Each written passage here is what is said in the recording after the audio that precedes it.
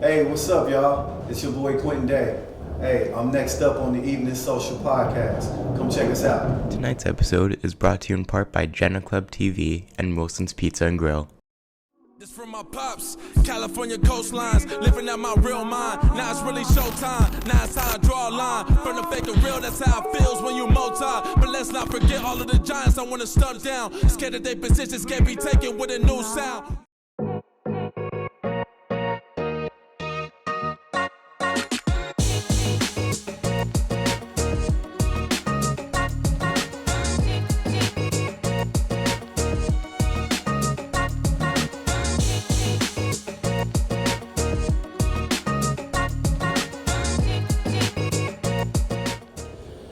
What's happening, good people? I am, first things first, don't forget the coach, then comes Mo. And I'm Jabrelle, Jenee. And we are here on the Evening Social Podcast. Cannot forget, my DJ is better than yours. My guy, DJ being rich. Being rich? Yeah, still a little, I ain't gonna say salty, but still a little question how come he get his own camera. We've been doing this out here, but it's my guy, so I can't say that. DJ always gotta get a camera. DJ get the camera. I'm gonna put DJ in front of my name. I'm gonna start saying DJ Coach Mo. That's how I get my own camera. Okay. Well, there's there. We got Brainiac in the house. Brainiac! All right. So tonight's episode, man, we got a living legend with us tonight, and I'm excited to have him here. I'm gonna say this, a couple things, and then we're gonna get into somebody say this.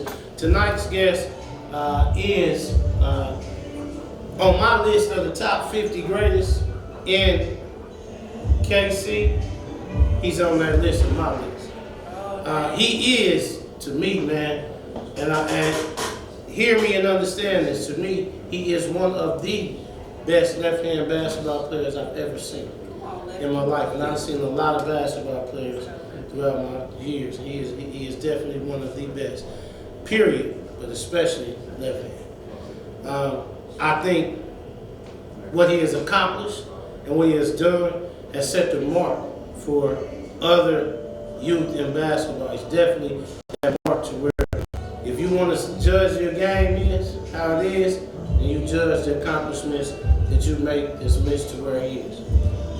And I got to say this. To make a name coming from Kansas City and then coming out of a school and a place and not get caught up in some of the other things that other people were getting caught up in, but to make basketball career and make the choices, he should be applauded just for that, just for the choices that made, and then the career that he's had, and then he brought it back to Kansas City to help our community. Yeah. So I appreciate him being here. We're gonna get into some of the other accolades, but that's the first part I had to say, because today on the couch of the Evening Social Podcast, we got my guy, Quinton Day.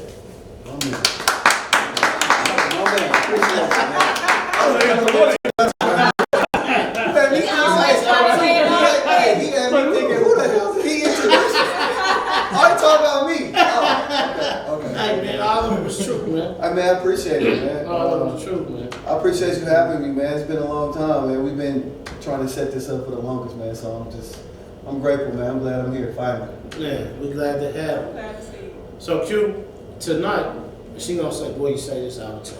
But tonight, I'm not even going with the normal way we do the interview. I ain't doing. I'm just all everywhere tonight. Okay. I'm asking all type of questions anytime, back and forth. If we just going. I'm ready for it. Yeah, because we got to get it's a lot to get out of. We ain't going to get it out in no time. I'm trying to cover this point. Hey, I ain't got nothing but time, brother. Okay, all right. I'm right with you. All right, well, I'm going to start by asking you this. If someone was to ask you, what is your profession, what would you say? Right now, I would say that I'm a coach, an educator. I feel like coaching and being in education is the same thing a little bit. You know what I mean? You're teaching something. You're making it translate to the kids. that's the standing ground for it right there. So right now, no longer a basketball player, but I'm an educator. Okay. I love that, man. I was told one time, to be a coach, you have to be a teacher. It's impossible to coach without teaching. And those who try to coach without teaching are successful. Yeah. What's that even look like? I don't know. I mean, I think the biggest thing as far as coaching, I think that we don't realize is you got to figure out a way to make it translate to the people that you're trying to teach. You know what I mean? If that makes sense. Yeah. I can be telling you something, but if I'm not figuring out a way to, me telling you something and telling you something, it might not translate the same way. So my job as a teacher or a coach is to make you understand what I'm saying and make you understand what I'm saying, even though I'm saying the same thing. You know what I mean? So.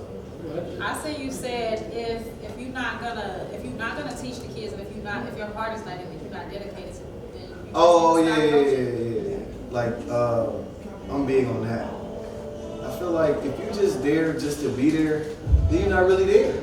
You know what I mean? Like, and I think what I just explained as far as making it translate, that says what I made on that post about people that care. You got a passion. You're gonna make sure that kid understands what you're saying. You're gonna make sure that this team understands what you're saying and trying to get them to understand. But if you're just there for a paycheck, or if you're just there to say that you're doing something for optics or something like that, it's just not the same. That's that fake stuff.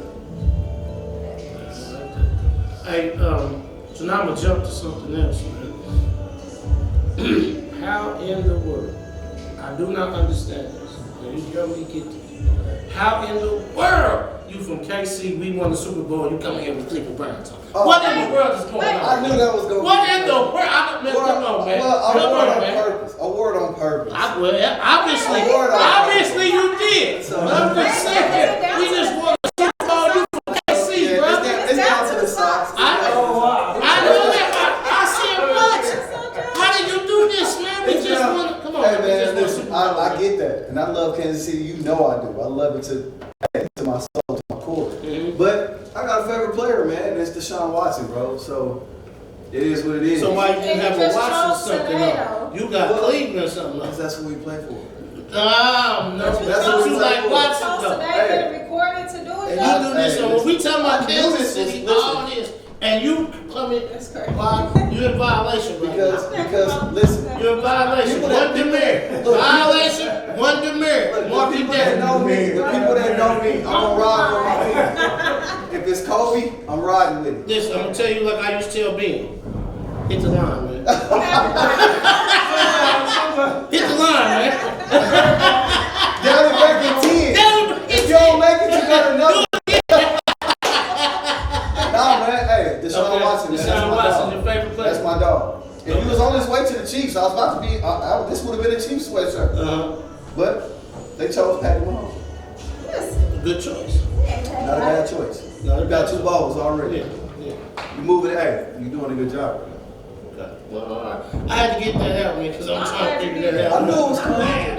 If you wasn't gonna say something, I was gonna say something. Yeah, well, I definitely was gonna say something. Dog pound. I really was trying to let it go past the first couple questions, but I couldn't. You got I to couldn't let because I kept staring. I wasn't gonna let it And go was past the barking first at couple. I was gonna say, It was I'm surprised barking you at ain't said nothing about my sport. As soon as I sat It's down, barking at I me. It's on my side. was gonna let it ride. You know I'm a bulldog.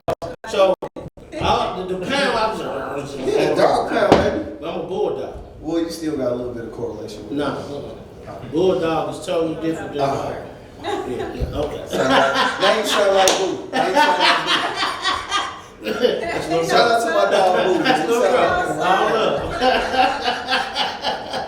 All right. So now I'm gonna go back. Now I got that out. I Boo. go Okay, back and I was waiting. ask us. Oh, you wouldn't have to wait long. I was gonna try to get out this segment. That was really supposed to be in another part, but I couldn't stop it. All right. Okay. So she ain't gonna ask you, but I'm gonna ask. Okay. Are you married? I'm not married. Okay. Do you have kids? I do. Okay. I'm off the market. You off the I market? ain't never been on the market. Never been on the market. Okay. Ain't nothing wrong with that. Not at all. It's all right. Nothing wrong with that. Good. And so how many kids do you have? Oh, Uh-oh. Whoa. Let's see here. My man said, oh, look at this. Look. And he a point guard, so I know he know all the plays. 5. You got 5 kids? Yeah. Okay. Wait, what are they? Now you gotta give us ages. And I wanna know. Now she want to talk about it. Now that I brought it up, now she want to talk. She didn't want to He put it out Now there. you want ages. Yeah, ages. So I have 3 that's biologically mine, Mm-hmm. and 2 that's not biologically mine. So The 5. 2, Yeah, 5. So 17, 10, 10, and 13. It's 4. I count real good. 10, 10, 13, and 2 Seven. 17s. Oh, 2 17s. Okay. 17, 17. 17, 17, 13, 10, 10. 13, 10, 10. Gotcha. Okay. Don't judge me. No, I'm not. Because y'all doing math. Y'all doing math. No, I'm not doing math. I listen to me. I love black love. You feel me? I love it. And I think some of the greatest things in our community is families that are blended Absolutely. with other children. That's I think always it's some so of the greatest beautiful. things, man. And what even makes it even more while you over here, you my guy, that not only are you do the stuff, but you still a person. It takes a certain type of person that comes into another person's life and welcomes and opens. You didn't lead with, man. I'm gonna take the demerit back. Thank you. I'm gonna take the demerit back Zero because strikes. you didn't lead with. I got 3 biological and 2 Right. non-biological. You came straight out and said 5. I had to give Yeah, but you came out. I said how my many math, children, and you said 5. Yes, You didn't try to differentiate, but if we asked more questions, then you went. So that's why I'm taking it back. 'Cause that's a real 5. Yeah, It's a real one. give me my stuff. Yeah, I'm gonna give it back. Give me my card back. Give me my card Listen, when you go down on the other end and get it back, it don't count. Give me my. Okay, there we go. All right. Now we gonna play a little game real quick. All right. But this game normally we just play it for a little bit, and then we stop and then we go. But this game we gonna play this for the rest of the show. The rest of the show. Okay. Yeah. Alright. Now that means we're gonna ask other questions and go, but we're gonna pop back to the game here and there. What's so crazy is, and I gotta point this out. Mm-hmm. You're trying to get on me for not sticking to the script. Mhm. That you don't follow no way. I follow the script all the time. See? But tonight, listen, no, but this is the thing. See, when you circle the game on the couch, I circle today, and you know you playing that point guard, this, and you got the sky in the court, you can't just do what he know you gonna do. See, he watch film, here's what he do. So he's we can't do that. Okay. We gotta give him something else. We gotta give him something else. I gotta make him like, oh, I didn't know he, okay. Right. But that's what we gotta do. I'm ultra competitive though. So I know that. I already know that. That's the game. The game is just, we call this icebreakers, fun questions. Okay. So we just ask you random questions that, we want to know. I went and visited my dude, Bob the bum under the bridge. I hadn't seen him in a while. He gave me a few joints and all that. Okay. So we just ask questions. All right. I'm with it. All right. Now, I will let you know when the question comes. You'll know when we playing the game. All right. All right. This is not the game. Okay. This is not the game. Now that segment is brought to you by Drip Ultra Pure Water. Drip, drip. Yeah. And I cannot forget we here at the elegant 1739 Gallery. It's nice here. You know what I'm saying? Yeah, it's really nice, man. Yeah. Hey, they cater all your It brings needs, me man. back to my roots, actually. Yeah. I mean, of course, I went to Paseo High School, so you Oh, know, yeah, got an no, audition, so art was my major. Yeah, we get to that. We get to that. Well, that's coming. You a lefty. I figured that. Yeah. So I gotta say, my brother popped in, fellow Bulldog, JB in the house. The board, I wonder God, if you JB know what gonna I'm sing saying? a song for us. Ooh, I don't know. He can't. I don't know. I'm gonna just say this, man. My guy, I ain't even gonna get into that. I ain't gonna get into that. That's for another episode. But he been performing, and I ain't been knowing about it. And he gonna say, Coach, you handle this one, but I don't get anyway. We don't get into that. So let me ask you. Sure. I know this, but we're gonna let the people know. Okay. Where were you born? Right here, Right here. St. Luke's Hospital. right up the street. Kansas City, Missouri. If y'all don't Kansas know, City, you should Missouri. know. On the Missouri side, not the other side. You gonna kick me out to get it from there. So Get it back from there. get this prepared, man. Listen. See, he a point guard. He already knew. He knew when he turned the ball over. He just looked closer. I'm gonna get a steal. Yeah, I'm gonna get a steal. Yeah, I'm gonna get it back. Don't Get worry it back. about it. Okay. I'm gonna get it back. I'm gonna get it back. Okay. So, how many brothers and sisters you have? I have one sister. One sister. Yeah. She's younger. She's younger. Yeah. She's younger. So it's just me, her, and my mom. Okay. I want the truth. Okay. It's the game. All right. Truth, a whole nothing but the truth. All right. How you get the nickname Pooh? I used to be a fat baby, Okay. and my mom, she told everybody, you know, at first it was Pooh Bear, Okay. like Winnie the Pooh, because Uh-huh. when she was pregnant with me, she used to watch that cartoon all the time. Okay. So I came out, was kind of chubby, got it from her watching that cartoon with me all the time when she was pregnant with me. It stuck. How I got out is one of my friends from middle school. He came over to the crib, and we were on our way to the park to go hoop. My mom was calling me from upstairs, and I was downstairs, and she called me by my nickname. And he was like, "Who was she talking Take to?" it to the streets. Took it straight to the streets. It was over after that. Okay. And he was a blabbermouth too. Shout out to my boy Damon Walls, man. He was a blabbermouth, man. He told it, and it was out. Duh, man. Yep, that Okay. simple. It was that simple. That's One day, it was simple. out. One day. One day. One day. And People still call you that? It's been, Yeah, they do. Yeah, that's it. People that know me, that's what they call me. I don't introduce myself as that though. you Oh, used to. you used to? Yeah. Yeah. I'm Coach Quinton. Some people don't know that his first name is Quinton. Right. Some people just know him as. See, I didn't know. You know who that. Quinton is? You're like, who? Quinton? What? No. Oh yeah. Oh yeah. I'm gonna keep it real. When I met you, that's how I met you as Pooh. See? I didn't know Quinton. So when I got to talking to Matt, he's like, yeah, you know, Quinton, and I'm like, Quinton? I'm like, nah, I don't know him. He ain't as good. He ain't as good as Pooh. And when he was like, that's the same person. I'm like, okay, I didn't know his name. Man, I'll never forget that to this day, man. Yeah, man. Okay. And shout out to Matt, man. Oh, man, my God. That's my guy. Yeah. So, now, this question. When did you start playing basketball? I used to like to say I was probably about 3 or 4, something like that.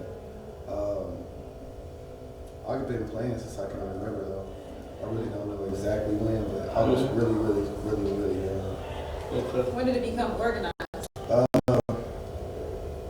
The first time I was playing for an organized team, it's weird. I was actually at a lockout, and I don't even remember how I got there or who I was even there for, but I was in a lockout in like one of those, like, you know, those sports venues where they got soccer or football or basketball, and it was one of those.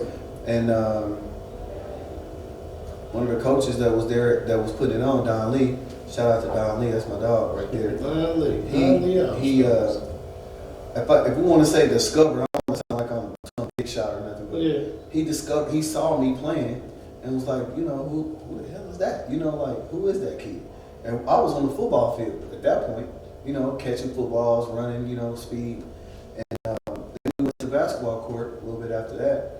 And he's like, man, who is this lefty? You know, we called my mom, was like, hey, I want your son to play on the basketball team. She's like, what? Like, well, he already played on the basketball team. I was playing down here at Sycamore Grove. That's where we grew up at. So I was just playing at Sycamore Grove right down to the Greg Center.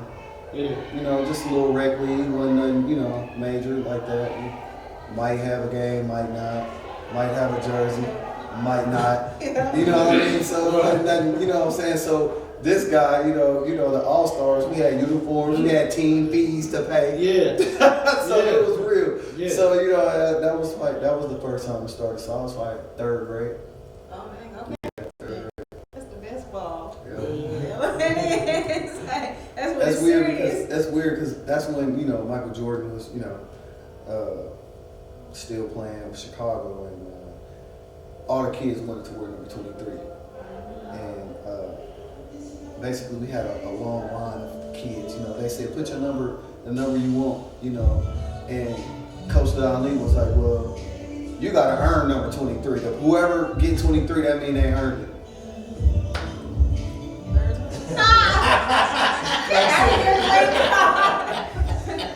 End of story.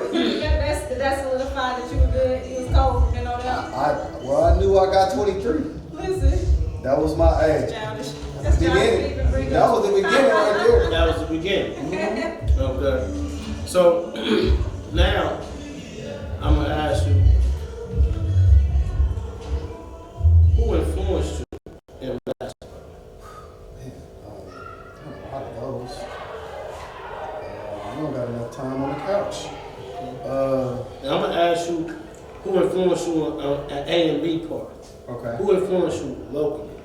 And then who influenced you nationally? That's huge. Man, I had a lot. Because you went to Paseo, Yeah. and so it's somebody else that came out that they always put, you know, they always put there, and they say, you know, if you from here and you went to Paseo, if you ain't this person or Quinton Day, you didn't do it. That's my dog. He really literally just texted me the other day, man. So of course, you know, following the footsteps behind him, we'll get to that later. But Anthony, of course, AP, that's like my uncle.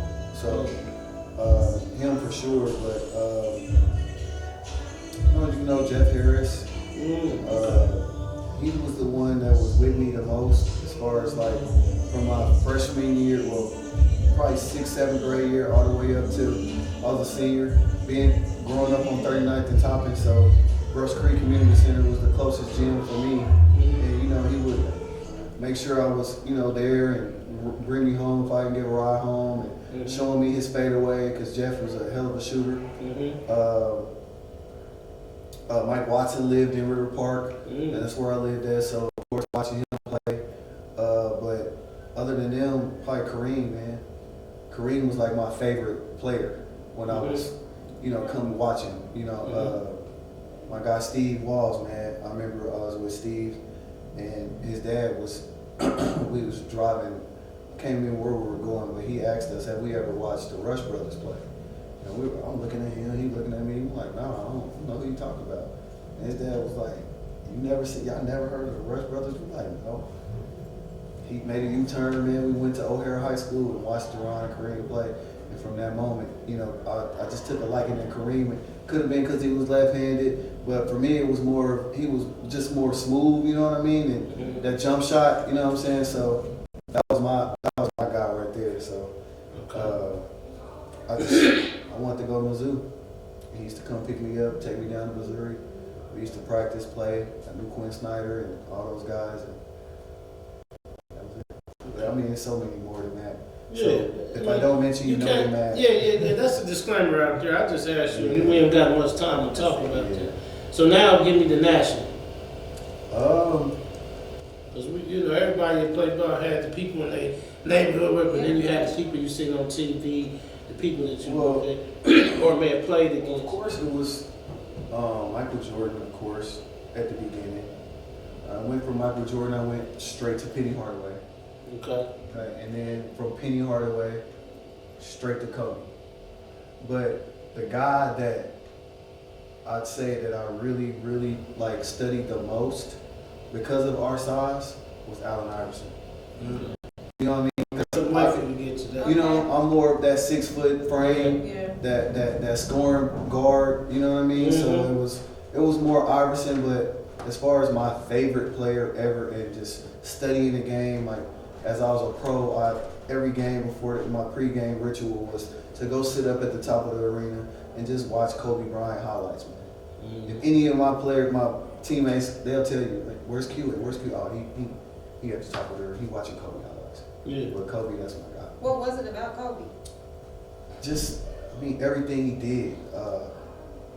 His footwork for one, that fadeaway jump shot for two, just his tenacity, just as a competitor. You know what I mean? Like his last game he played, like he was dog tired. You know, and it was still 3 minutes left, and it was like in him to make sure he'll do whatever it took to win, and that competitive spirit, that mindset is something that I always knew that I would need. And watching him play, man, it's still to this day, I still just, sometimes I just watch Kobe highlights or I watch the Muse, just, you know what I'm saying, because, I don't know, it just does something different to me. It's just to me. So which leads me to this question that I always wanted to know, because there's something that we always say, you know, about basketball. Mm-hmm. Kansas and Missouri is different. Mm-hmm. You know, basketball is the same, but players are different things. And one of the things that we say the most different we say, coming from Kansas, is the differences in Kansas, we focus on wanting to win. In Missouri, they want to win, but they focus on more about what they, you know, the individual, what I'm doing. Like I'm putting this work in, I'm going. And you can play a game and, you know. Before, I don't mean to cut you off. Mm-hmm. Let me go back. Go ahead. Tyloo and Jay Graves. You ain't gonna, not gonna let it say everybody. But if I don't say that, I feel like I'm doing it. That's another demerit. Yeah. Tyloo, Jay Graves, and Ed Wilson. Those three guys. Ed Wilson, my boy. Those three guys. I love good people, yeah. You got to Tyloo, okay. Jay Graves, and Wu. And Woo, yeah. I can't not mention them. Okay, I got you. All right. Now going back, that's a different, you know, when people we talk, you know, that's one thing we talk about. You know what I'm saying, is that's one of the difference, you know. But from the beginning, when I watched you play everything, you always had a will to win.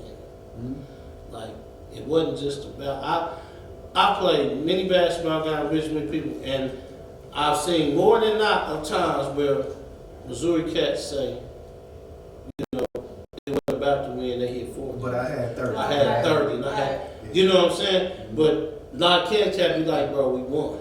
Right. You know what I'm saying? But I had 30 on the Missouri. But with you, I always noticed that man had 30 or 2, whatever it was, I got to win though. I want to win. And that was the different. Really, that was really what led me to like, I'm watching more. I'm gonna see, because For me, it's you like- was about winning. Yeah. And you still made, you know what I'm saying? This game you may only had 18, but y'all won. But next game you might have 40 if you needed to. But it was about It's getting the win. because if we sitting at the table like, or we sitting on the couches right now, Yeah. and I'm sitting with my peers, and we get to talking about basketball, which is going to happen. Mm-hmm. You know what? You know how it is when you go out with your boys. We can be drinking or doing whatever, eating or whatever. Like, yeah, man, remember that game we played and something. I had 28 points. Like, yeah, but we beat y'all. Yeah. I never liked That's for my the peers to be reality. able to say that they beat me. Yeah. So I wore that with pride. It's Yeah. saying you might have had whatever you had, but I won. Yeah. So that's where that came from. And that's I always something wanted to be the one Because that's what I was getting to. Winners, That's that's what it's about. It's about Yeah. winning. Yeah. Stats and all that stuff. It's Hey, it's fine, but if you win, you win. Yeah. Is that something you think you can instill in the kids? Absolutely. I mean, even when they run a sprints, I'm like, don't finish last. Even if I know you slow, just try not to finish last. You know, so I tell, you know, my girls that's at least I'm in North Carolina, I tell them, I'm like, man, listen, at the end of the day, it's all about winning. All right? So y'all go to college next year, they're going to MKC next year, they playing. Like, listen, it's about winning. You got to do whatever it takes to win. I said Kansas City is a city that we love sports, but we love winners. Yeah. You know what I'm saying? So if you want to fill the stands up, win some games. They'll come out because people love winning. Yeah. Nobody like losers. Yeah, when you losing, only some of your family coming to the game. Your family and Some of them. and some exactly. Yeah, some of them. When you win, and When you everybody's win, there. everybody come. And All your everybody's family coming. happy. Everybody happy. You know? I was that parent. If my Yeah. kid ain't, if he ain't listen, if I ain't doing good, I'm here for you, but I ain't gonna be shot. Nobody knows to watch Y'all the want kid. no attention and I'm walk out with them. Ben, no, man. I'm trying to win, man. I don't care about nothing. I want to win. Yeah. Oh, I know. Because I know people trying to beat me. Yeah, I'm going to. They trying to beat me. They want to be able to say that. They want to say it. Yeah. So I'm in this boot right now. We're gonna get to So that. this is what I thought you were gonna ask at the top. I got that in there too. I got that in there too, because I was gonna ask, man. All this time I know you, the whole career you going, I ain't never seen you injured. How you get a boot on that? Man, honestly, I thought I was immortal when it come to injuries. Yeah. Because like you said, I played so long for so many years and had a 13-year career overseas playing and I never got hurt seriously injured. Right. An ankle sprain or a jammed finger or dislocated finger, something I can pop back in and keep playing, but never nothing that sat me down like this. So it was scary, humbling,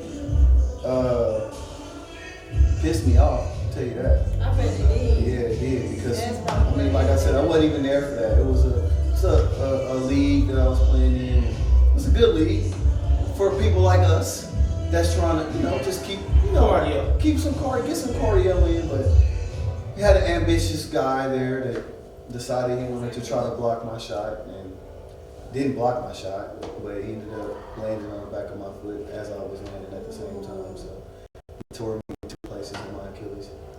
So bad. Yeah. I knew it when I stood up too. Did you cry? No, it's not painful. It's not painful like that. It's just like something ain't right with my foot. You know what I mean? Something ain't right. I just knew it. That's your whole career. So, well, I'm glad it happened after I was done. Yeah. Because I would have cried then. Yeah. If it would have halted my career, oh yeah. So I'm maybe glad that it did happen now. So, when the first time that you done? The first time I dunked a basketball, I was in the 7th grade at Paseo Middle School. It was actually off of, you remember how we used to stand there in the basket? Hey, throw it up for me. You know what I'm saying? It was one of those. Miss Karen Jameson was my gym teacher. Miss Karen Jameson, one of the best women's basketball players that ever played. She was my gym teacher, and she was there, and she saw me go up, and I went up and, fingertip dunked it in. By the time 8th grade came around, I was dunking by myself easy. That was easy. 8th grade. Oh yeah, that was easy. I mean, 'cause she was Jordan. I played with the Kansas City Magic with Sterling Burgett, Mm-hmm. and he'll tell you, dunking wasn't nothing in 8th grade. That was easy. Yeah. Okay. All right. So, another question for you. What? Okay, let me rephrase that.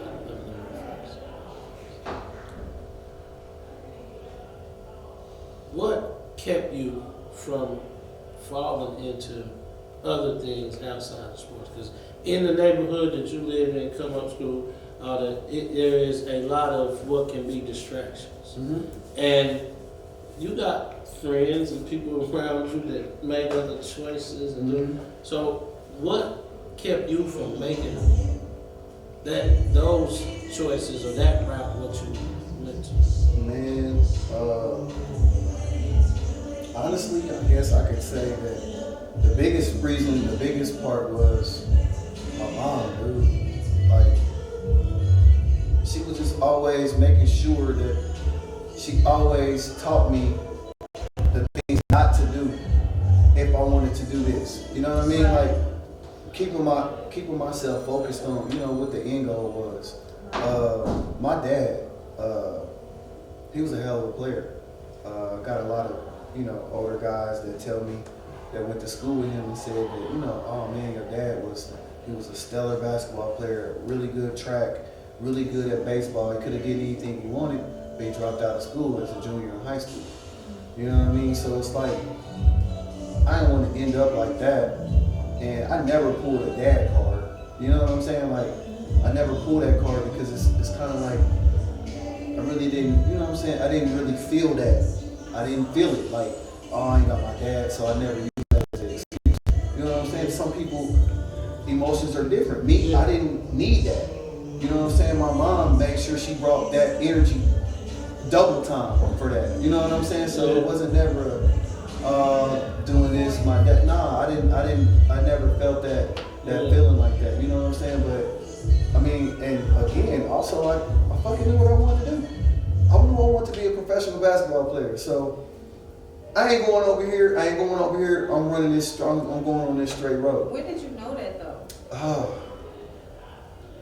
When I was watching Michael Jordan, when I got number 23, when I wanted number 23, I knew I wanted to go to the NBA. That's all I wanted to do.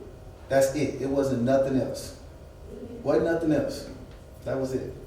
And I said I'm gonna do whatever I can to try to make that happen. So that was it. So let's talk about a little bit. You know, you mentioned something that I was going to ask later, but better than that. Mm-hmm.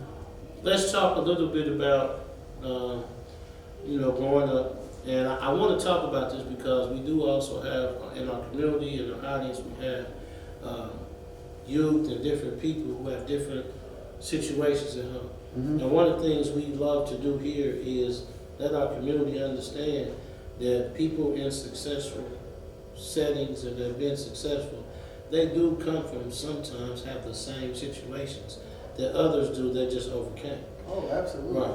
And so I'm going to ask you a little bit about growing up, your life growing up, and growing up, you got a sister, you, your mom in the house, you just talked about, dad. Well, it was very humbling, you know what I'm saying, situation growing up. Man, my mom was 17 when she was pregnant. You know what I'm saying? So she was pregnant with me finishing high school. You know what I mean? So you got a young mom. My sister was born 4 years after I was born. Well, 3.5, like 4. Once I turned 4, she was born. So, I mean, it was hard. You know what I mean? Me and my sister slept head to foot. You know what I'm saying? Sometimes we had to take a bath together. You know what I mean? Like it wasn't sweet. You know what I mean? But at the end of the day, I think that's what kind of made me. That was kind of like my motivation. I use that as my motivation to say, all right, listen. I'm trying to get my mama a house. I'm trying to, you know what I'm saying, take care of my sister, take care of those, you know what I'm saying? Like, that was my motivation. I tell kids all the time, you gotta find your own type of motivation because the way I grew up might not be the same way you grew up. So if you grow up in a big house already, that same motivation I had to get my mama and my sister that house ain't the same that you got. Right. You know what I'm saying? If you got a car at 16 for your sweet 16 birthday, I ain't had no car at 16. Yeah. You know what I'm saying? So it's like you gotta find your own, you gotta find what motivates you, you know what I'm saying, to keep pushing forward. And I mean, that was one of the biggest things, but like you said, man, distractions was always around. You know what I'm saying? My friends, my teammates, they smoke a little weed or drink and do all that stuff. I just said, bro, I don't want to do that shit. You know what I mean? So was it ever a moment where you felt like your dreams wasn't going to sustain you? I never in my mind did I not think that I was going to be able to play professional basketball, not one time. And I don't know if I'm weird, I don't know if I'm strange, but I never thought in my mind that it wasn't going to happen. Not ever, not one time ever. That's a blessing. Yeah, for real. Yeah, I never thought that it would. Now, you're coming in as a freshman into going to Paseo. All right. You got a legacy that was there before you in Payton. Talk to me about coming in as a freshman, coming to this Paseo. That's easy. Talk to me. I didn't know. Oh, you didn't know? I had no idea. Oh. I didn't watch high school basketball growing up. Okay. I was at the park. Okay. I had no idea. Okay. Like, you know what I mean? Being like, Okay. I had no idea about none of that stuff. All I knew was Anthony Peeler went to the NBA. Okay. You know what I'm saying? Like, he played for the Lakers, played for Minnesota. Like, I knew who he was. Yeah. But as far as like saying that he went to, I mean, I heard the chatter, but I'm like, I don't know. Yeah. You know what I'm saying? I didn't know. You know what I'm saying? Because I didn't go to games like that.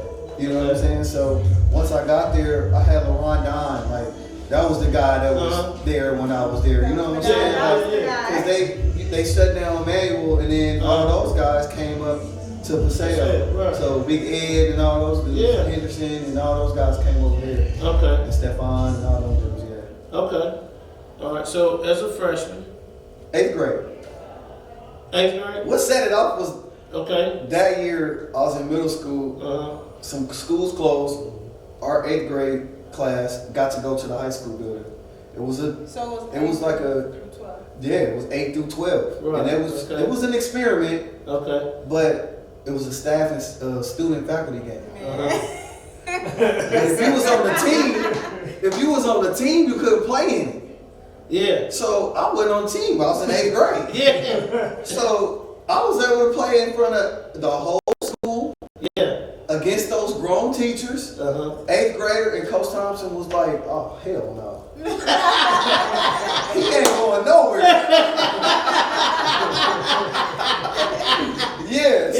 I mean, and that kind of like made it a whole lot easier for me with the older, being in 8th grade. You know how those older upperclassmen try to take your lunch money from you. Yeah. But they was, no, that's little, you know what I'm saying? Yeah. Girls, like, that's my little 8th grade boyfriend. You know what I'm saying? So I was like, oh, I'm good. Yeah. You know what I'm saying? So that's what broke the ice for me. Okay. So now, you're in your freshman year. Did you touch the floor? My freshman year, so it's a weird but funny story. Okay. Coach Thompson told me that I was the first player that he ever coached that didn't want to play varsity.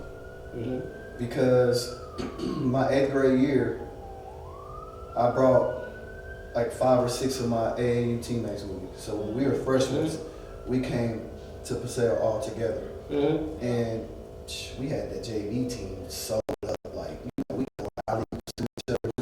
Our chemistry is already there. But I mean, Coach seen something and he was just like, I want you to play varsity. I'm talking to Coach Super, like, I don't know them. You know what I'm saying? Like, Coach Super, he was the head JV coach. That's my guy. So he was the head JV coach. He was like, well, Ben's trying to, be the mediator. Well, you could play like 2 quarters and then have 3 left, just 5 quarters. So I'm like, man, I don't want to. I really didn't want to. Right. I'm like, I got plenty of time to do that. You know what I'm saying? So basically they was like, to hell with what you talking about. Yeah. Scoring 40, 50 points on JV, blowing people out by 60. We need you up here. You know what I'm saying? So I remember the first time where I actually stopped playing JV. It was a Paseo game. We was at Paseo actually. And Coach told me to go in the locker room. All the other players had already got their uniforms and stuff like that, all that. I went in the locker room and boom, it was just one jersey there. It was like, my coach Thompson was like, he's always been like a neat man. You know what I mean? Like, so the uniform was all folded up perfectly and, layered perfectly. And all I seen, all it was this 44 just right in my face, bro. So people ask me all the time, how'd you end up wearing 44? I'm like, I never chose that number.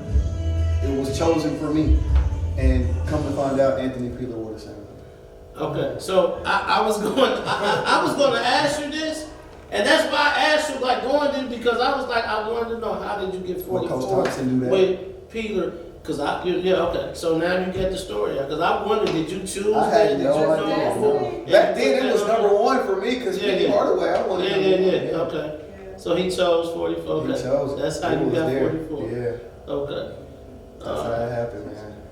And I never played JV ever again after that. Never again after They that. didn't let me. Yeah, you wasn't supposed to. I know that now. You had a good Yeah, you wasn't supposed to. I know that now. Yeah. So now this is my next question with that. So now you got that. You can cut a few of my other questions out now.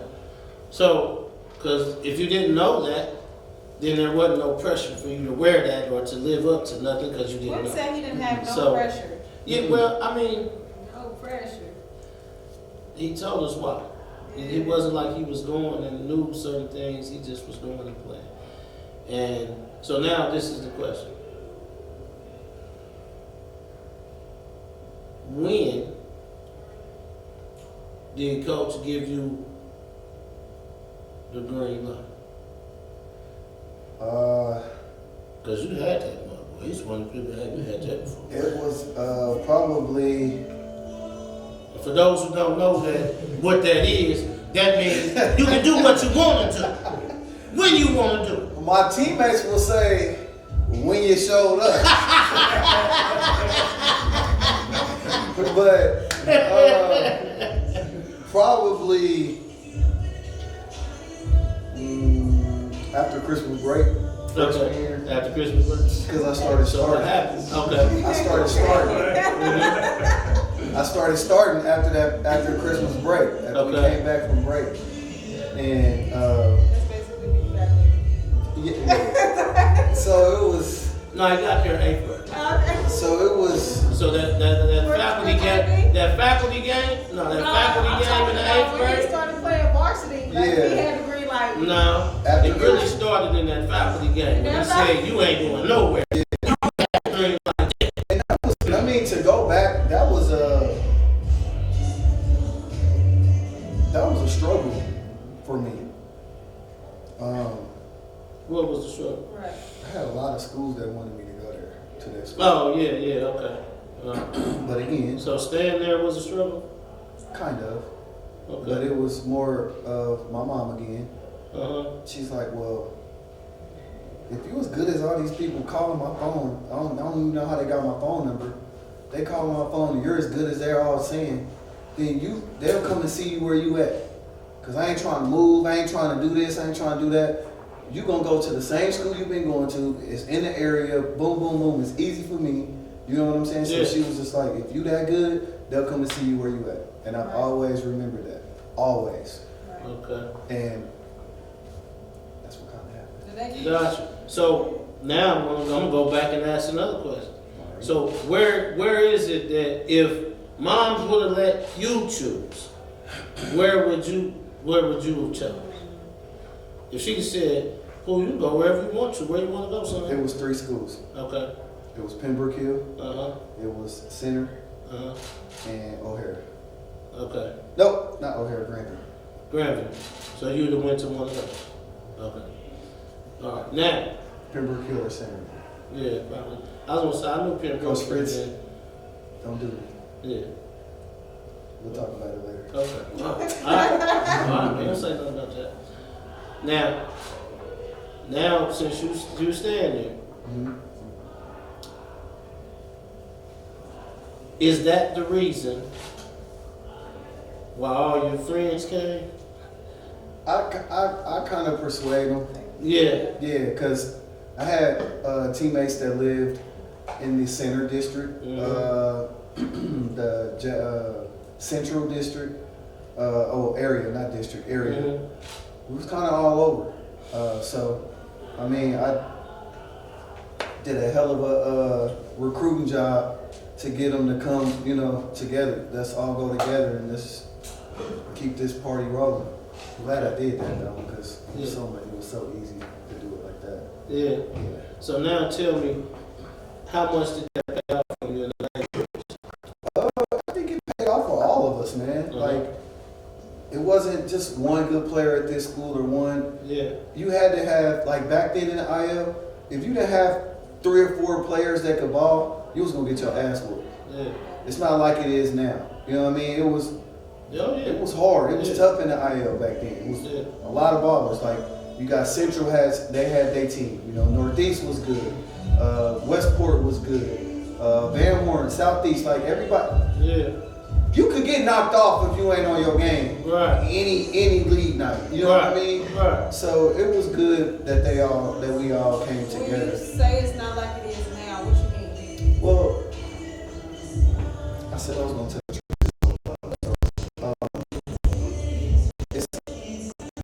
I feel like all of us that grew up in the IL in the city, I tell my parents this,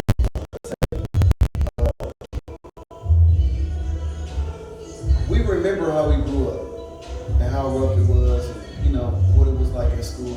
So we worked hard to move away from the city or out the hood and get our kids in a different, a better school, a different environment to grow up differently from how we grew up. But in doing that, your kids go play for science teachers, math teachers, English teachers that really don't know, you know what I'm saying, like the game, or they're not really intense. They're not putting that. So a lot of times I get parents that ask me, can you, and I made a post about this the other day about not being able to put dog in somebody. Right. That's something that you gotta get from within. You see what I'm saying? Like, I can yell at you, I can scream at you, but if you don't got that dog from within you, it gotta come from within you. You know what I mean? Like, all right, I get the message. You know what I'm saying? So you gotta play with some heart. yeah, a lot of times our players aren't like that. But when I attribute that to a whole lot, that's a whole nother show. You know? but to answer your question, a lot of you know of us who have kids that's good, they not in the city right now. Yeah. Like it's a big drop off. Like it's huge. And I would say another part of this, and you can test this. Most of those kids that got caught or that have some of that, they using their talents in some other areas. You know what I mean? Like it's a lot of kids back when you were in school, when we were in school, most of the kids who had the talent and stuff, they were doing playing sports. They may have some other stuff going on, but they still was playing sports and doing this and doing that. Now they just kind of gravitated to just doing something. And I would say this is, I mean, you could take it how you want to take it. I'm just keeping it real. That's what we're supposed to do. See, now I'm going to put this out there. Jenee, we talked about how the word is pronounced. Jenee is an Ethiopian Aramaic word. Okay. And part of the definition is not being afraid to speak truth to power. There we go. So that's what we're going to speak. So I think from my experience right now, being around, you know, because I sub at Paseo High School now, so I'm in the building every day. I can see and relate to what's going on. And I just noticed that, I mean, at the end of the day, when you got what we're doing right now as far as like what I do, as far as training, you know, Marcus does, what Big does, what Boo does, like that shit costs. It costs to do that. You know what I'm saying? And a lot of times, like the kids that's growing up in the city right now, their parents can't afford to pay for that shit. Right. You got traveling fees, you got room fees, you got uniform fees, you got now they monthly fees be monthly, $200. yeah. So it's like that kind of matters because even the best players are getting that training.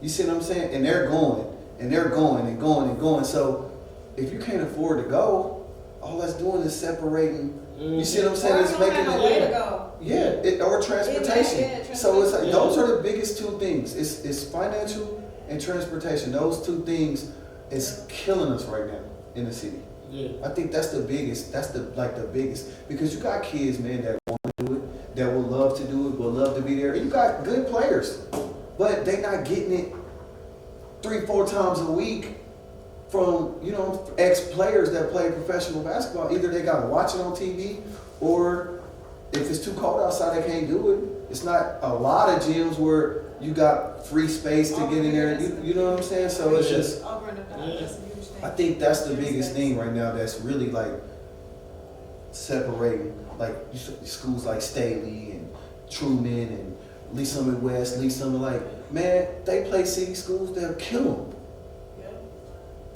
Yeah.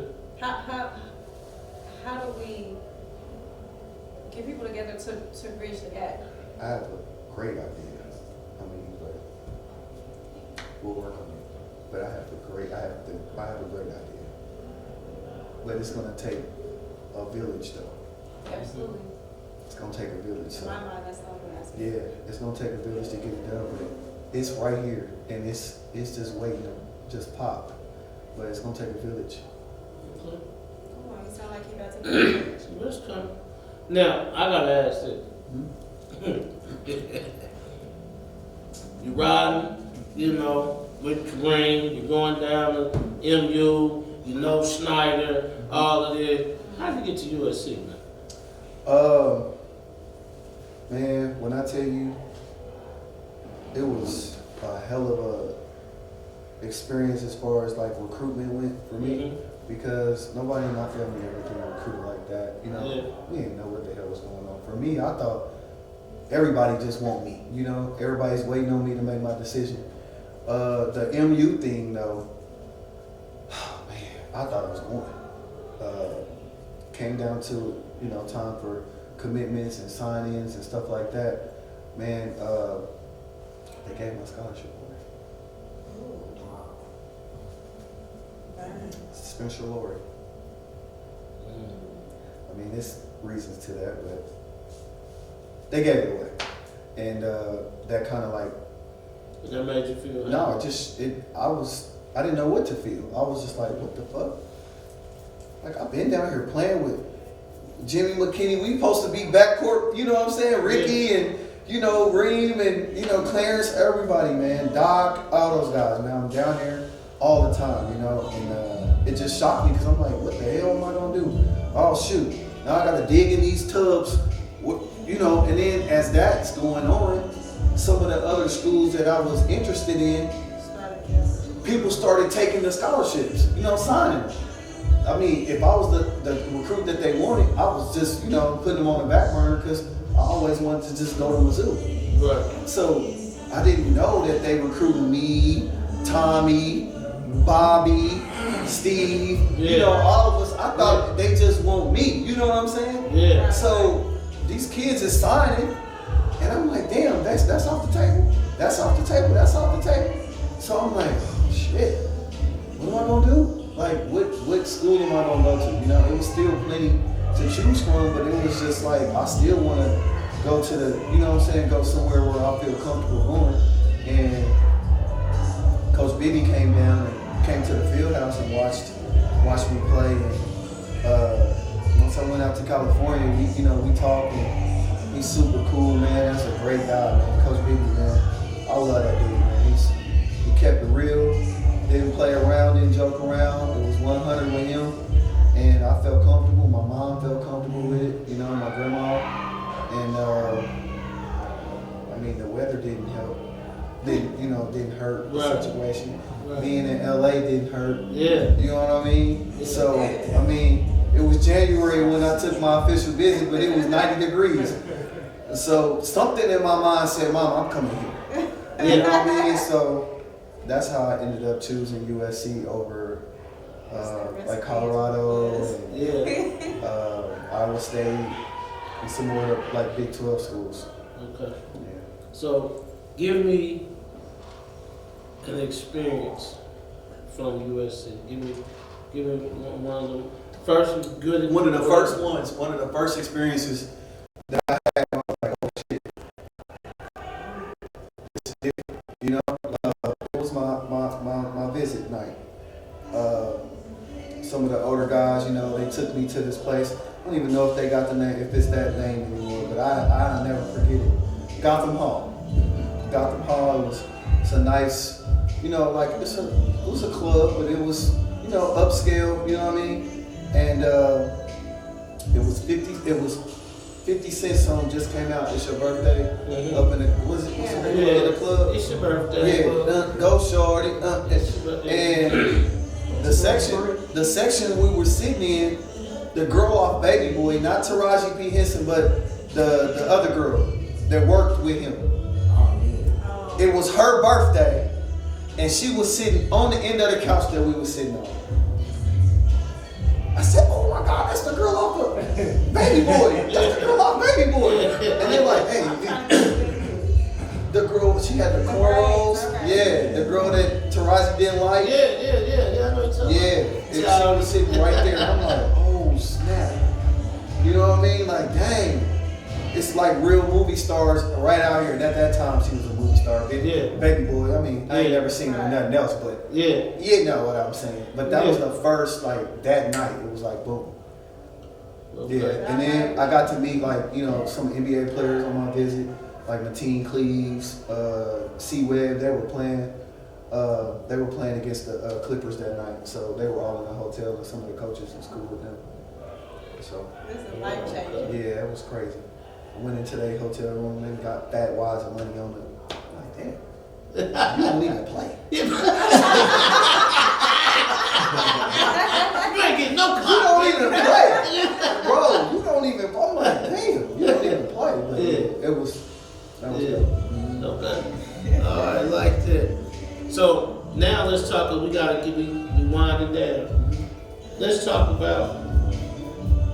You had the opportunity to play professionally once you left college. All right. So I gotta ask 2 questions. Coming out of college, was it any type of I don't know? Did you feel a letdown or anything? Not going to the NBA? Yeah. A little. I knew they were there though. Mm-hmm. I knew they was watching. It's kind of like it was two things that I could always spot.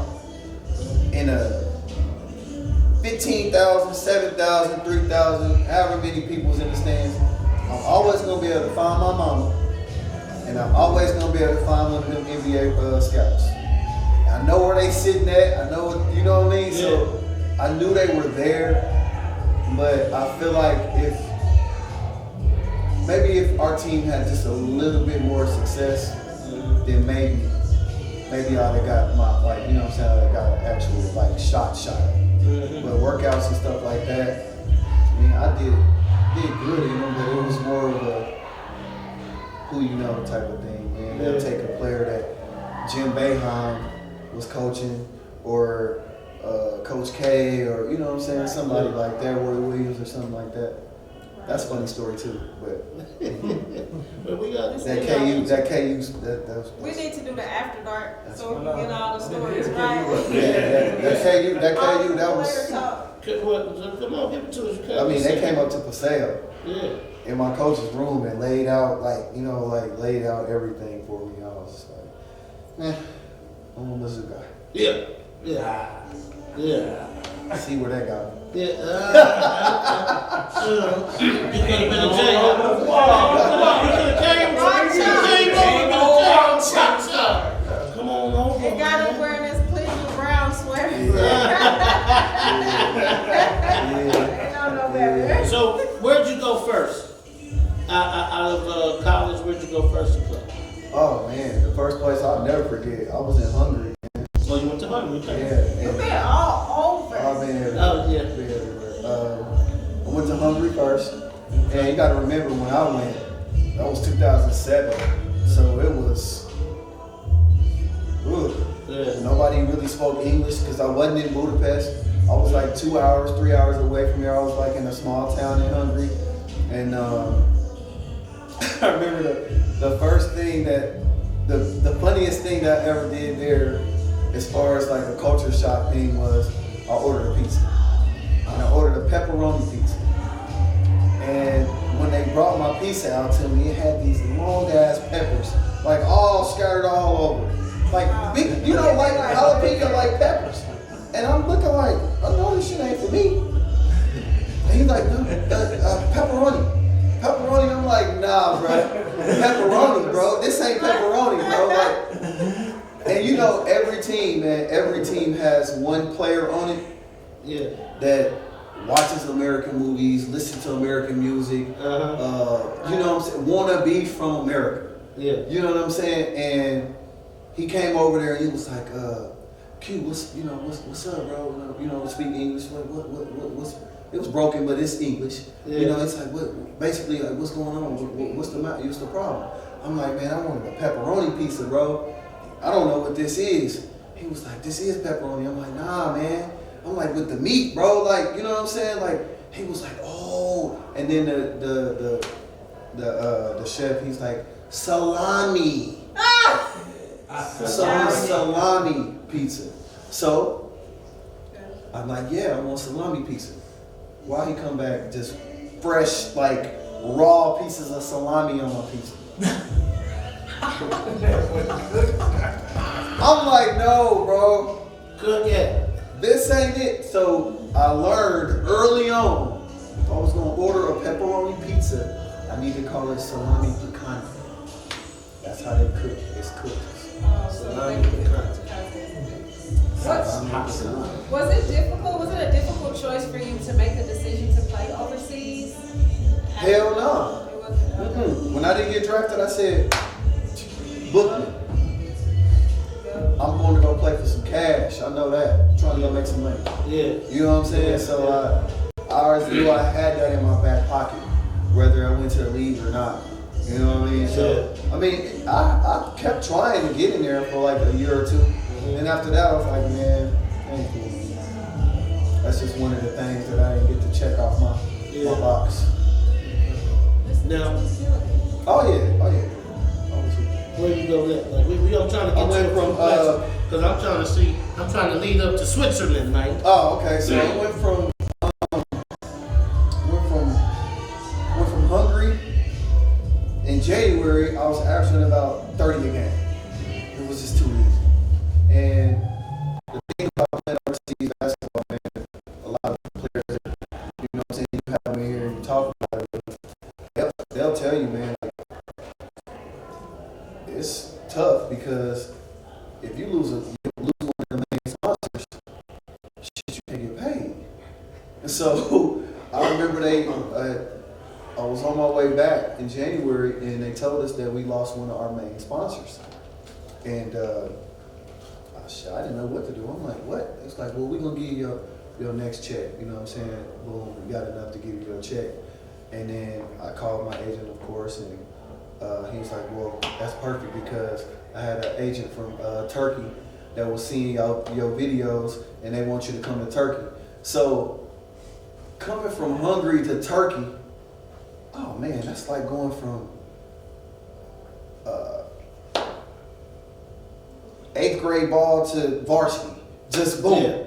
Because Turkey is a league where it's, you know what I'm saying? Like, this is real. It's more advanced. Oh yeah. You got EuroLeague teams there. You got, you know what I'm saying? So it's like, and once I got there, it's funny because the one thing that I remember is the grocery stores. They had Doritos, Cheetos, you know, Cheez-Its. They had Ritz crackers. I'm like, oh my God, like y'all got Subway and, you know, Wendy's and, you know, I'm like, oh man, y'all got, they like, yeah, welcome to Europe. Welcome to the big leagues. So I was in Istanbul, so man, they had everything. And oh my gosh, that city was dope. Okay. Yeah. So How long that's did you why stay there? I was there for a whole year. Okay. For the rest of the whole year. And then I went from Turkey to Poland. And I went from Poland, I was averaging like 20 something a game, but our team was not too good. I went to Kuwait. And now that was scary. Because I didn't know what I was about to get myself into. I'm like, all right, my agent's like, dude, you can't turn this money down. You know what I'm saying? It was money that you can't turn down. So I'm like, okay, but ain't that war zone or whatever? And see, when we hear, we don't know what's, you hear Kuwait, you think, you know what I'm saying? Like it's a war, you know what I mean? But when I got off the plane, I said to myself, I said, oh shit.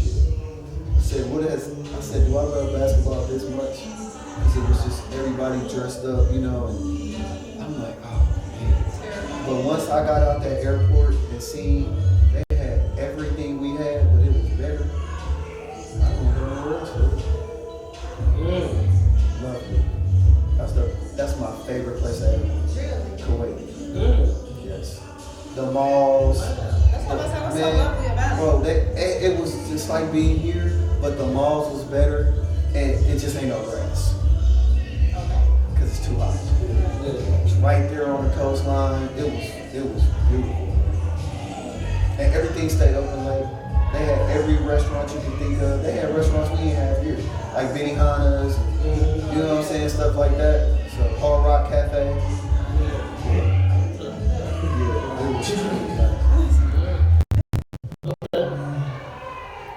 How you get to Switzerland? Right. Okay, from Kuwait, I went straight to a EuroLeague team. I went to Greece. Okay. So I went to Greece. I played EuroLeague. I played with Aaron Miles. I played with this guy, New York, my guy, Kiki Clark. A bunch of Greek legends was on that team. It was a EuroLeague team. So when you play EuroLeague is like European NBA. You know what I mean? That's what I was about to ask. Yeah, that's the highest level of what you can that's get the to high, that's overseas. what Luka was playing in. Yeah. You know, Pau Gasol, you know, those type of players, they played EuroLeague, you know what I mean? So that was my first EuroLeague experience was with Eris. And By this time, how long had you been playing overseas? 3 years. I think that was my third or fourth. I think third or fourth year. Third. My third year. And that was a hell of an experience being in Greece. But that I was already used to, you know, being from Turkey, being, you know, it was, you know what I'm saying? So after that, I went from Greece I went back to Poland. And I played EuroLeague with Poland again with Procon. They had like Daniel, remember Daniel went to Duke? Yeah. Had a couple more guys on the team. I mean, those are the type of teams that got big ass budgets, so they can get, you know, 4 or 5 NBA caliber players on the team. So I played EuroLeague with them. After I left Poland, I went to Lebanon. Lebanon was fun. It's like the Paris of the Middle East, basically. So that was dope. I think from there I went to Jordan, Amman. I played in Amman. That was nice again. Then I went to Switzerland. After that, I went to Switzerland. That was another experience in itself. It's kind of a little lower from what I was playing in at first, but the competition level was still good. You know what I'm saying? Because Switzerland was one of those countries where it's a stepping to get up to one of those. You know what I'm saying? So it was like, you got some really good players in here. You know what I'm saying? But the local players just wasn't as good as Greek local players or Turkish local players.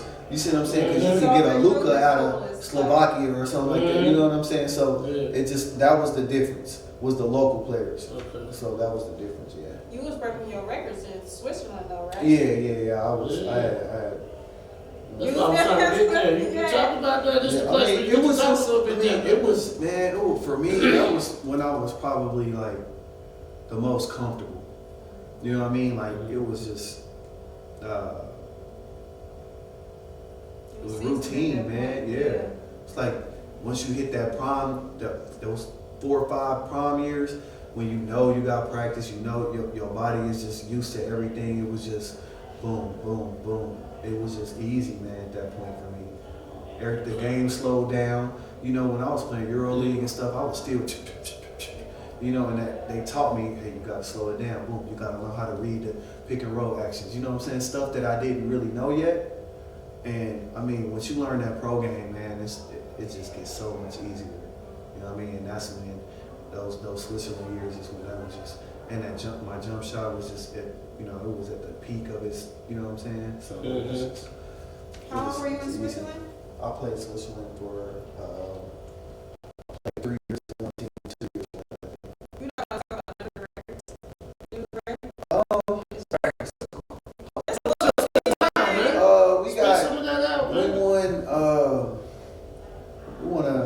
We won like 2 cups. We won a championship.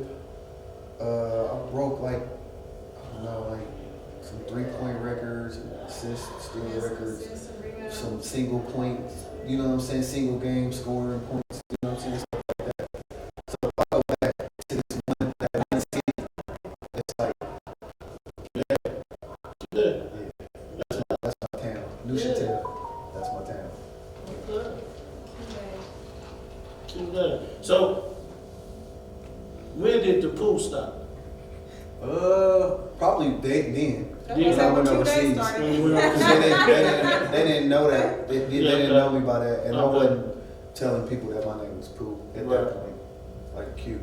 You went to Q. You went from Pooh to Q. Yeah, just call me Q. Okay. Is this when you were making the habit of shooting, what you were saying, like 600 jumpers? Oh man, that was I had to start doing that when I coming back, because playing overseas, man, I tell people all the time, like, if you don't, a lot of times you don't sign multi-year deals. It's like year by year. So every year you got a whole new wave of people coming out of college, coming, you know what I'm saying, getting kicked out the NBA and having to find, bro, you gotta be ready to go. And a lot of countries, they got somebody in the stands waiting on you to play bad. Bye-bye. I played with a lot of players that got one-way tickets on Christmas break. You know what I'm saying? And they like, hey, pull me in the office, be like, hey, Quinton, do you think you could play with this kid, or do you think you could play with this guy? I'd be like, damn, another person about to bite the dust. You know what I mean? I'm like, yeah, we thinking about replacing with, I'm like, damn. I felt bad, because it's like, I got to go eat dinner with you after this, but I know you not coming back. Right. And you talk about what we gonna do when we get back from Christmas break. I'm like, damn. It put you on edge though, right? Make you step your game up. Yeah, just made, like, shit, I ain't going nowhere. Yeah. 13 I'm years. back. You know he was good. I'm back. You know what? We got him 23. How bad it was one time, man. Like how competitive I was one time, and it was like more than Italian, on the Italian side. I rolled my ankle bad, like I rolled it bad. It blew up, man, like a balloon. And they called somebody in from France that was ice bucket, all that didn't help me. I was out. But as soon as he got there, I taped up and I gave him everything he can handle. Just so he know, you not about to come here and be trying to take my shots, bro. Right. Yeah. Right after that practice, went back to my ice bucket and I watched him play about 2 or 3 games, but he knew when I come back from this injury, you know what it is, my boy. Yeah. You know what I'm saying? Yeah. I'll be back. Yeah. So, you know what I'm saying? You get your buckets now, but I'll be back. Well, say never let a freshman steal your Nah. spot. And he was already, you know what I'm saying? He was already, he played for He was us. experienced. Yeah. He played like 3 or 4 years already. Q, Oh, cute, Dad. are you happy? Man, I couldn't be more happier, man. I love what I do. I love what I do. I love being able to give back, man, and see your work later. You know what I'm saying? Like, Yeah. it's something I didn't even plan on doing. I always make sure I give him his flowers. Sam, Teaz's dad. Oh, Yeah. Sam Johnson. Yeah, Johnson. He relentlessly was on me about training Teaz. When I came home, and I'm like, man, I don't do that. You know what I'm saying? Like, I ain't. He's like, nah, man, nah, you gotta do it. I'm like, bro, I don't do that. You know what I'm saying? Like, just kept. He was, you know what I'm saying? He's persistent, man. And I said, you know what? All right, man. But in my mind, I was just like, fuck, I'm just gonna put her through the shit that I used to go through when I play. You know, when I'm working out, we'll go through that. We'll go through that kind of stuff. And one thing led to another. Word of mouth started traveling, and then just start getting more and more. And, you know, parents, man, when parents see their kids getting better from something, they will tell other people. So word of mouth travels just as fast as social media. You know what I'm saying? Yeah. So, Mom is always gonna be your best source of work. man, Yeah. when I got some of the, you know, excuse me, when I got, you know, some of the parents that tell me, you know what I'm saying, testimonies from them about how happy they are that I'm able to help their kids and work with their kids, and they learn so much, man, that pushed me to keep going, you know what I'm saying, digging deeper and deeper into my bag, you know what I'm saying? And Yeah. I owe a lot of the knowledge that I know as far as the footwork, the technique, the breaking stuff down, the IQ. I had some really, really good European coaches, bro. And they broke me down from just going up and down the floor thinking that, you know what I'm saying, I'm hooping. It's like playing basketball and hooping is two different things. I was hooping. Yeah. I had to learn how to play basketball. You know what I'm saying? Yeah. So they taught me how to play basketball, bro, and that helped me like tremendously as far as being in the business that I'm in. If I didn't know that, it wouldn't work. Yeah. It wouldn't translate. Yeah. Are you keeping track of how many kids should get scholarships coming out of your program? I tried to, but no.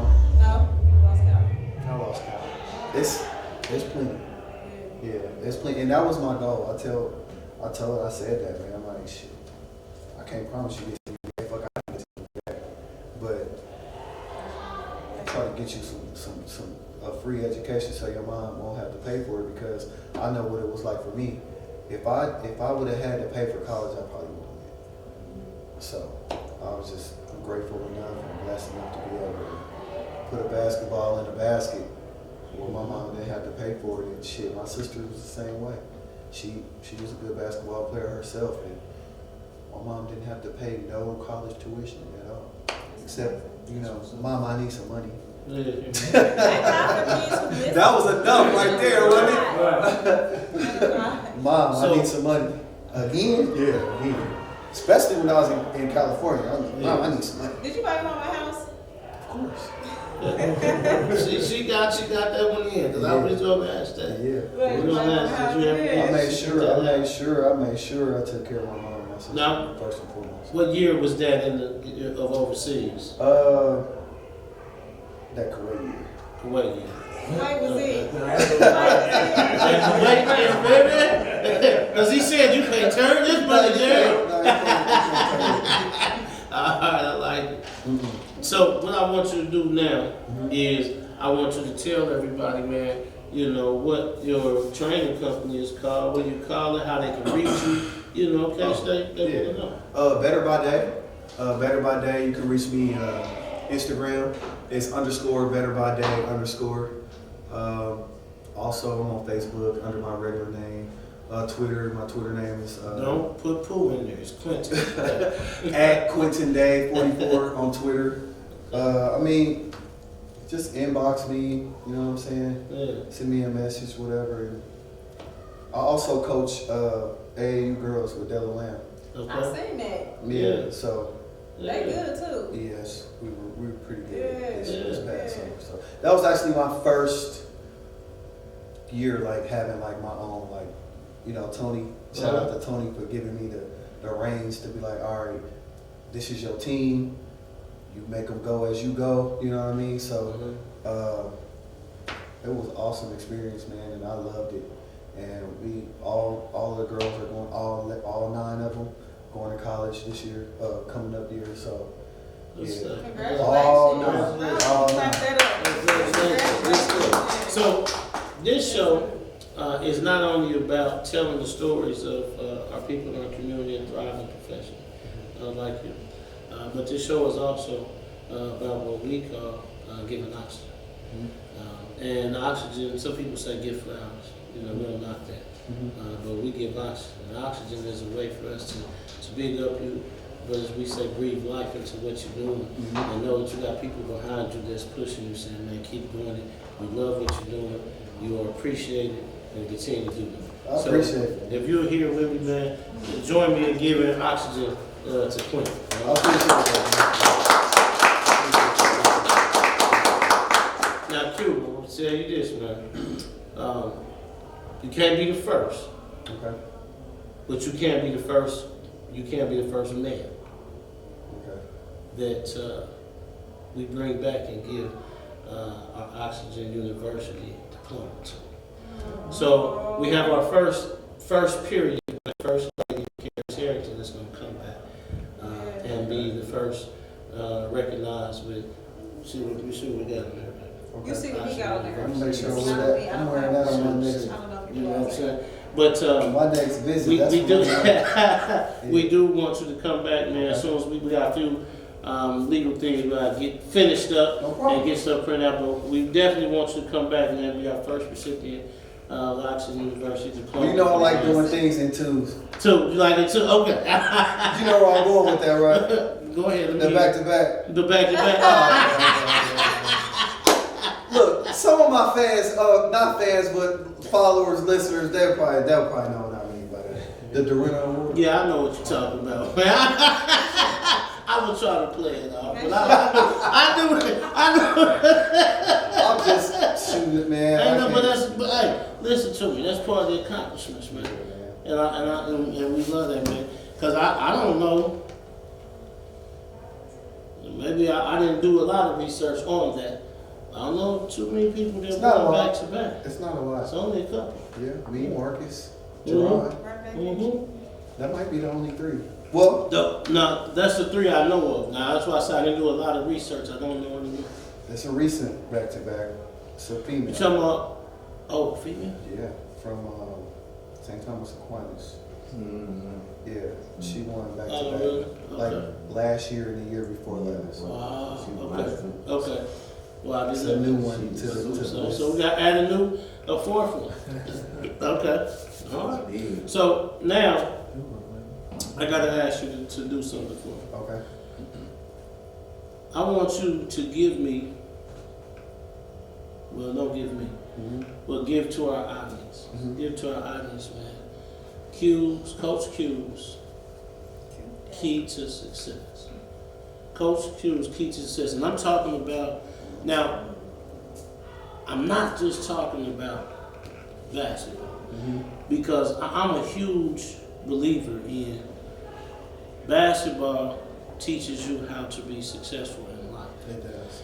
And so I know the sports and all that, but I'm not asking you, this is how you're gonna, because I don't believe that no matter what you say, that won't get a person to play professional basketball.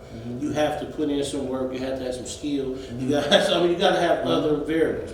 But you can give them a key to be successful. And what is that key that you would give them? It's my slogan. Okay. Outwork everybody. Outwork everybody. You have to outwork everybody. Okay. And that can be in basketball, that can be in fishing, it can be in trying to be a doctor, could be a chef, be whatever. Outwork everybody. You got to. That's the only way. That's that winning mentality. That's the Mamba mentality. That's my slogan, man. It's on everything I do. Outwork everybody. Outwork everybody. And stay humble. Stay humble. Outwork everybody. Stay humble. Okay. Q. So I'm also saying, man, that was my way to get you back to for part 2. We need a part 2 because we got a whole lot more to talk about. I'm ready. Whenever you're ready to have me back, I'm back. Okay. All right, man. We appreciate you. Appreciate you for having me, man. I'm looking forward to being back too, man. Okay. I might wear the same sweater. No, just No, well, I'm gonna just say this. On the record. I gotta get my marriage back. On the record. I gotta get my marriage back. This. He is welcome back for part 2. We're gonna get this Oxford University diploma. But if he comes back in here with the Browns, he's automatically. What if I got a Deshaun Watson jersey? As long as it don't say Browns.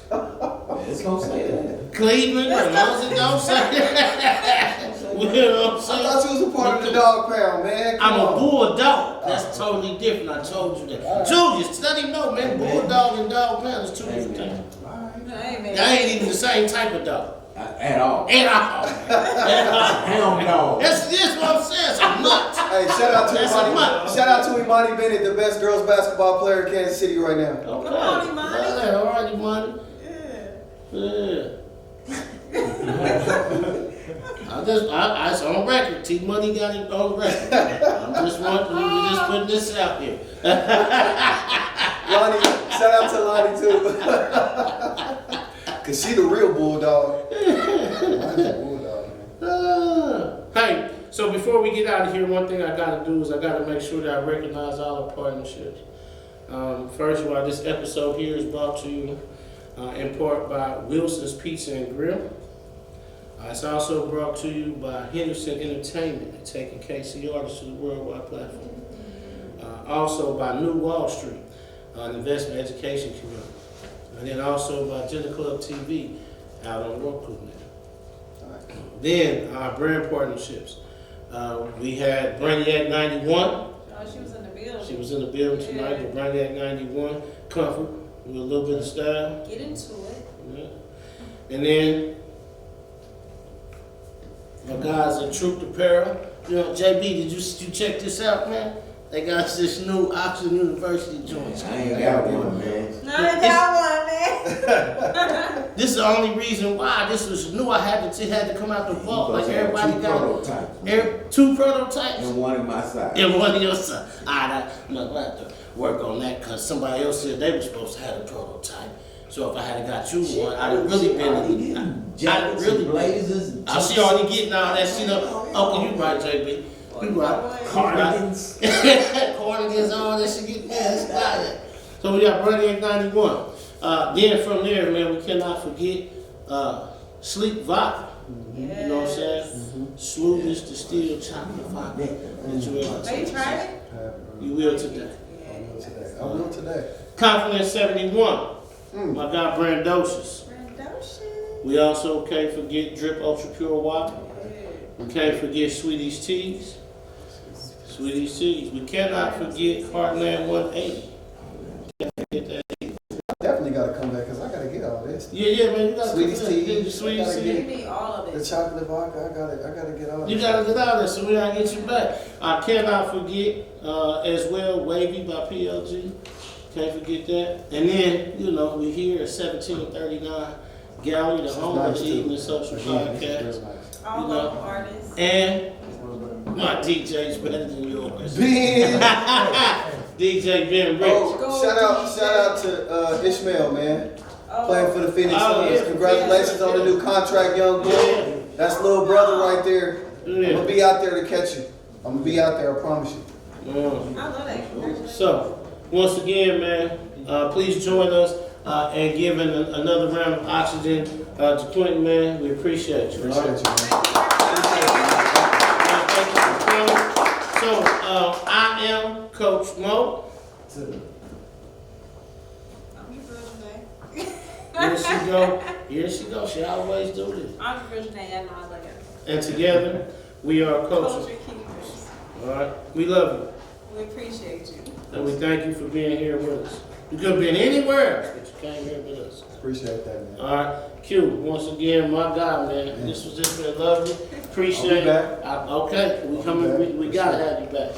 All right. Hey, we check you out next week. Don't forget, we got YGKC in the house. YG. All right. Another Paseo product. Yeah, we got YGKC in the house Little brother. next week. All right. So, we'll be out. We'll see you. Tonight's episode was brought to you in part by Wilson's Pizza and Grill and Jegna Klub TV.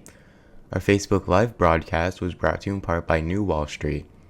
Our musical guests are brought to you in part by Henderson Entertainment. Our live audience giveaways are brought to you in part by The Royals. Our venue partner is the Elegant 1739 Gallery. Our clothing partners are Truth, The Reason, and Brainiac 91. Our beverage partners are Drip Ultra Pure Water and SweetE's Teaz.